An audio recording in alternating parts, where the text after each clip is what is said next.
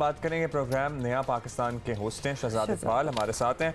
बहुत शुक्रिया शहजाद। इस वक्त जो मरकज़ में जंग चल रही है वो अपोजिशन बमुकाबला हुकूमत नहीं बल्कि मुस्लिम लीग नून बमुकाबला हुकूमत है। अपैरेंटली तासुर यही है और मुस्लिम लीग नून ने PDM के बैनर तले जलसों के साथ साथ अपने जलसों का भी प्रोग्राम जो है वो मुरतब कर रखा है। लाहौर में एक पावर शो किया भी है। तो क्या इस स्ट्रैटेजी से हुकूमत पर दबाव मजीद बढ़ेगा?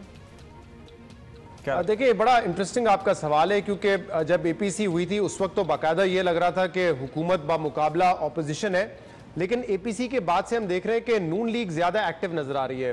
नवाज शरीफ साहब ने 2-3 बड़े सख्त खिताब किए हैं, मरीम नवाज बात कर रही हैं, नून लीग के दूसरे रहनुमा बात कर रहे हैं, जबकि उस तरह के जो बयानात हैं या उस तरह की तकारीर हमें पीपल्स पार्टी की तरफ से नहीं सुनाई दी गई हैं।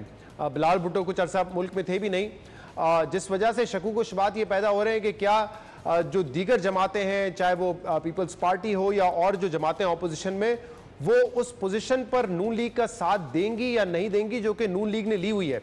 जो एलामिया APC का उसमें तो यकीनन ये कहा है कि इदारों का रोल नहीं होना चाहिए सियासत में और उनको अपने आईनी मैंडेट में रह के काम करने की जरूरत है, लेकिन जो गनगरज हमें नजर आई है नवाज शरीफ की जानिब से वो नहीं नजर आ रही पीपल्स पार्टी की जानिब से। ख्वाजा आसिफ साहब का स्टेटमेंट भी इसमें जोड़ लें जिसमें उन्होंने कहा कि मुझे ज़रदारी पे एतमाद नहीं है, बाद में उन्होंने वजाहत भी दी, लेकिन ये तमाम जो सिचुएशन है उसको बड़ा इंटरेस्टिंग बना देता है।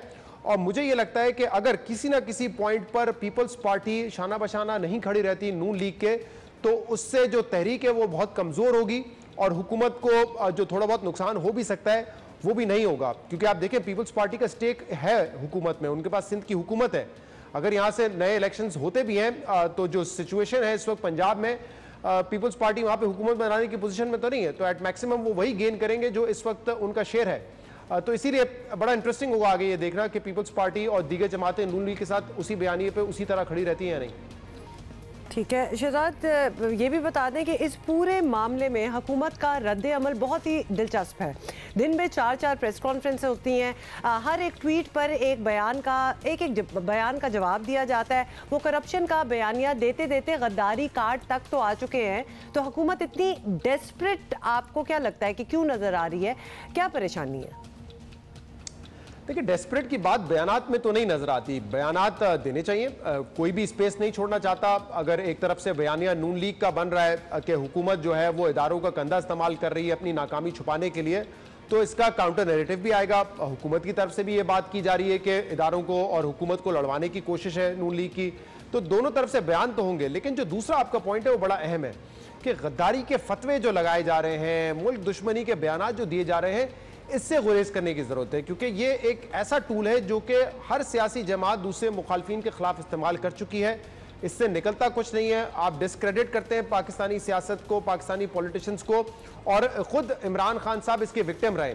अभिनंदन को भेजने का मामला हो, कश्मीर का जो इशू हुआ, आर्टिकल 370 का स्टेटस खत्म किया गया, इन सब वाकयात के बाद इमरान खान पर जो है वो मुल्क दुश्मनी के इल्जामात लगे, अभिनंदन को भेजने पर भी उनकी हुबुल-वतनी पे शक किया गया, कुलभूषण यादव का वकील इमरान खान को कहा गया। तो ये सब तहरीक इंसाफ खुद देख चुकी है, इसीलिए इन बयानात से हमें दूर रहना चाहिए। आप इख्तलाफ करें, आपको लगता है कि नून लीग की जो स्ट्रैटेजी है उससे इदारे कमजोर होंगे, मुल्क को नुकसान होगा, ये आप कहें, लेकिन ये कहना कि ये इंडिया के हुक्म से हो रहा है, इंडिया की मदद से हो रहा है, मेरे ख्याल से दुश्मन मुल्क के हवाले से इस किस्म के बयानात नहीं देने चाहिए कि कोई भी सियासी पार्टी जो है वो किसी के कहने पे ये काम कर रही है। इससे दूर रहने की जरूरत है क्योंकि हर सियासी पार्टी, हर बड़ा लीडर इस बात का विक्टिम बन चुका है।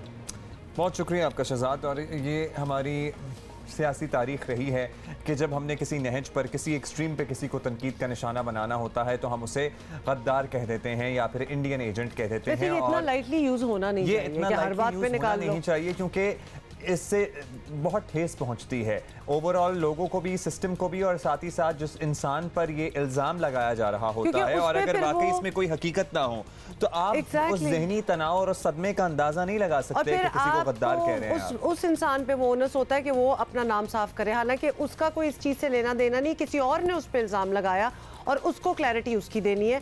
और मैं इसलिए भी कह रही हूँ बिकॉज बड़े रैंडमली आजकल किसी पे भी गद्दारी का जो एक है ना वो एक तारीख रही है, जो गद्दारी के सर्टिफिकेट यूं ही बांटे गए हैं माजी में भी, इन द पास्ट भी। ये सिलसिला अब हमें 2020 में तो कम से कम खत्म कर देना चाहिए।